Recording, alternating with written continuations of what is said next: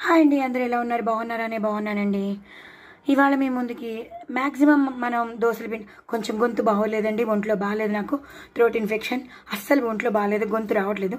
But అయినా కొంచెం adjust అయిపోండి. బట్ అయినా మీకు నేను చూపించాలని నేను చూపిస్తున్నాను. సో షార్ట్ ద్వారా మీకు చూపించేస్తున్నాను. సో దోశల పిండి మనం చేసేసుకుంటాం. దోశల పిండి మినపప్పు అలాగే బియ్యం కలిపి మనం పిండి బ్యాటర్ చేసేసుకుంటాం.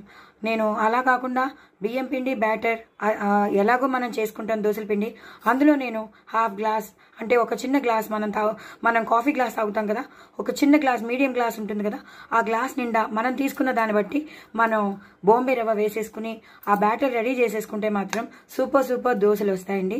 ఓన్లీ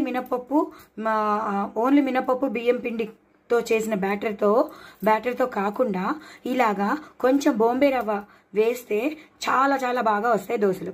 అలాగే నేను చూసారు కదా, ఇలా గట్టిగా ఉన్నాయి, ఇలా గట్టిగా ఉందన్నమాట. నేను ఇప్పుడు ఉప్పు వేయనండి. ఎప్పుడైతే నేను దోశలు వేస్తానో అప్పుడే ఉప్పు వేస్తానన్నమాట. ఇప్పుడు మాత్రం నేను పచ్చిమిరపకాయలు వేసేసుకున్నాను, జీలకర్ర వేసేసుకున్నాను, కొత్తిమీర అలాగే కరివేపాకు వేసేసుకున్నాను.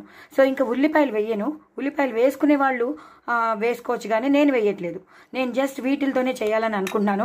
అంటే నాకు ఆ పచ్చిమిరపకాయల ఫ్లేవర్ రావాలి, ఆ కొత్తిమీర నోట్లోకి రావాలి, అలాగే పచ్చిమిరపకాయలు పంట కింద పడాలి, కొత్తిమీర ఆ కరివేపాకు ఫ్లేవర్ రావాలి, జీలకర్ర. సో నేను అందుకు చేస్తున్నాను అనమాట. సో నేను ఒక్క చేతితో చేసినాను, కదిలిపోతుంది. సో ఇలాగనమాట, ఇలా మొత్తం అంతా కలిపేసుకోవాలి మనం. నేను ఇప్పుడు కలపట్లేదు కాబట్టి నేను రేపొద్దు ఇలాగే గట్టిగా నేను ఉంచేస్తాను. రేపొద్దున దోశలు వేసేటప్పుడు నేను కొంచెం వాటర్ కలిపి చేసేస్తాను. ఇందులో మాత్రం బాంబే రవ్వ వేయడం అస్సలు మర్చిపోవద్దు.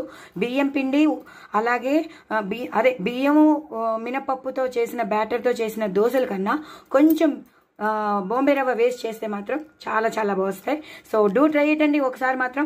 ఎందుకంటే మనం స్కూల్కి పిల్లలకి పంపించాలి కదా, కాలేజ్కి పంపించాలి కదా, ఇలా కొంచెం వాళ్ళకి డిఫరెంట్గా ఇచ్చామనుకోండి, వాళ్ళు కూడా ఇష్టపడి తింటారు, వాళ్ళు కూడా ఇంట్రెస్టింగ్గా ఉంటుంది. వాళ్ళ ఫ్రెండ్స్ కూడా అరే పల్లె బాగుందిరా, ఇది కొత్తగా ఉందిరా అంటారు. సో అది మనం అనిపించుకోవాలంటే ఇలా కొన్ని ట్రిక్స్ మనం చేసేసి మనం పిల్లలకి ఇచ్చి పంపించేద్దాం. అస్తమానం ఉల్లిపాయలు ఎలాగో వేస్తాం, అలాగే క్యారెట్స్ వేస్తాం, మిగతా వెజిటేబుల్స్ అన్నీ వేస్తాం, కానీ ఇలా మాత్రం మీరు ట్రై చేయండి. దోశల పిండిలో కొంచెం బాంబే రవ్వ వేసి మీరు ఇలా జీలకర్ర అలాగే కొత్తిమీర కరివేపాకు పచ్చిమిరపకాయలు వేసేసి శుభ్రంగా బ్యాటర్ రెడీ చేసి పెట్టేసుకోండి. పొద్దున్న అయ్యాక మీరు వాటర్ కలిపేటప్పుడు కొంచెం ఉప్పు వేసేసుకుని దోశలు వేసేసేయండి, చాలా బాగుంటాయి. సో నా ఛానల్ మాత్రం సబ్స్క్రైబ్ చేసుకోవడం అస్సలు మర్చిపోద్దు. మీరు నాకు కామెంట్ బాక్స్లో పెట్టండి, చాలా బాగా వచ్చాయని. పిల్లలు ఇంట్రెస్టింగ్గా తింటారు, మీరు కూడా ఇష్టపడతారు. బాయ్ అండి.